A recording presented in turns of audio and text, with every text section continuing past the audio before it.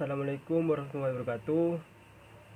Saya Dedi Aris dari Prodi Sistem Informasi jurusan Teknik Informatika. Di sini saya ingin melaksanakan seminar proposal skripsi online demi memenuhi tugas mata kuliah metodologi penelitian. Pertama, saya ucapkan kepada Bapak Wahyudi yang telah membimbing saya dari awal hingga sekarang. Walaupun proposal skripsi ini masih ada revisian yang belum direvisi oleh Bapak Wahyudi. Proposal skripsi ini yaitu berjudul Sistem Peramalan Penjualan Garam dengan Metode Arimax, yang dimana studi kasusnya yaitu di PT Garam Sumeneb.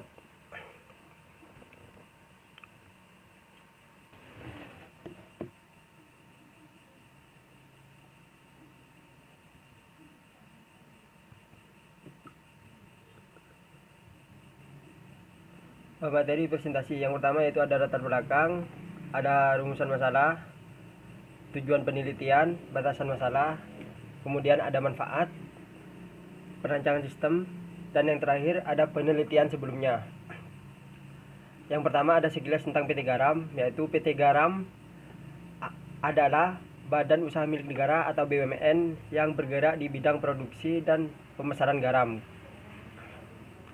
PT Garam ini berdiri sejak tahun 1949, berganti nama menjadi Jawatan Regi Garam pada tahun 1952. Berdasarkan Undang-Undang Nomor 14 Tahun 1952, bertransformasi menjadi Perusahaan Garam dan Soda Negara (PGSN). Selanjutnya ada metode penelitian. Di sini metode penelitian yang saya gunakan yaitu metode Arimax. Metode Arimax yaitu model Arimax terdiri dari model ARIMA. Nah, model ARIMA ini sendiri adalah model umum untuk data forecasting.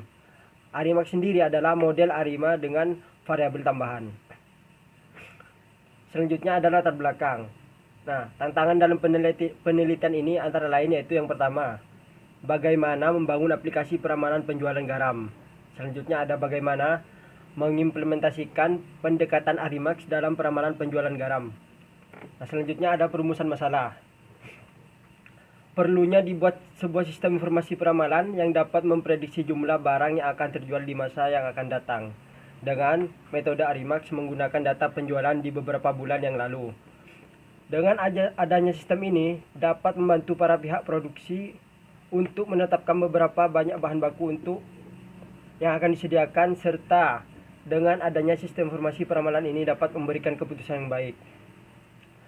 Pada penelitian ini, data yang saya gunakan yaitu dari tahun 2014 sampai tahun 2018.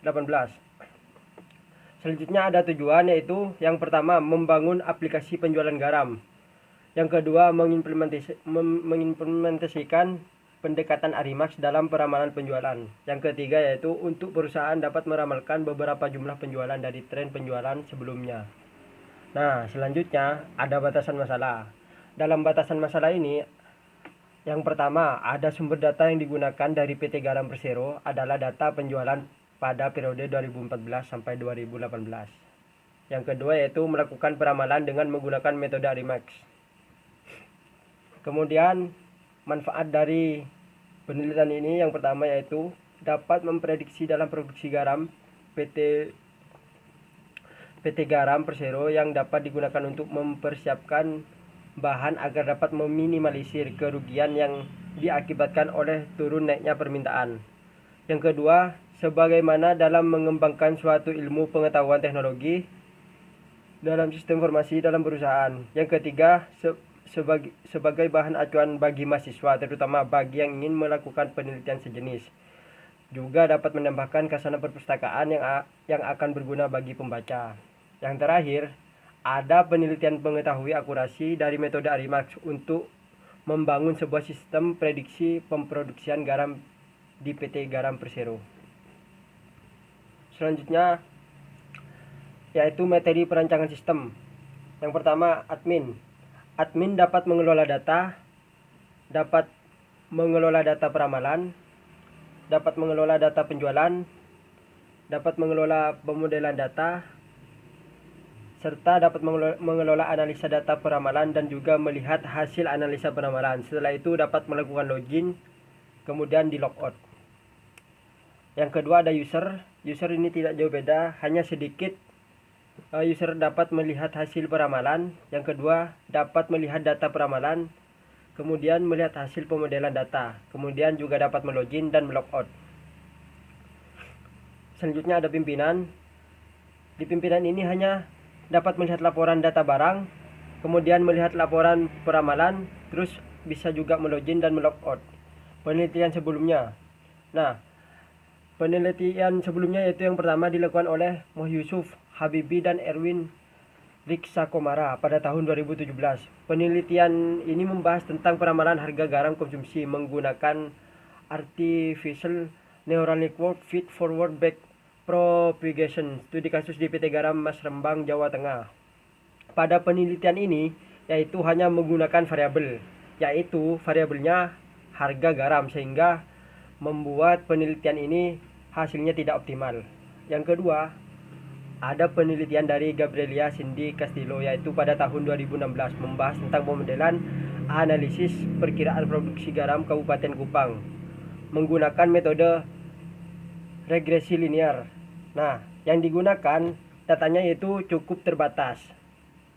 Yang digunakan hanya pada data di tahun 2014, sehingga menyebabkan tidak efektif hasil dari penelitiannya.